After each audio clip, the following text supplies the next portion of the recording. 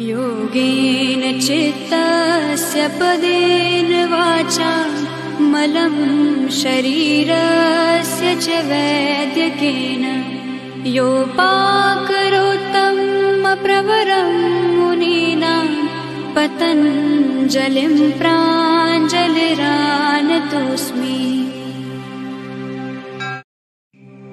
योगेन चित्तस्य पदेन वाचा मलं शरीरस्य च वैद्यकेन योपाकरोत्तम प्रवरं मुनीनां पतञ्जलिं प्राञ्जलिरानतोऽस्मि। योगेन चित्तस्य पदेन वाचा मलं शरीरस्य च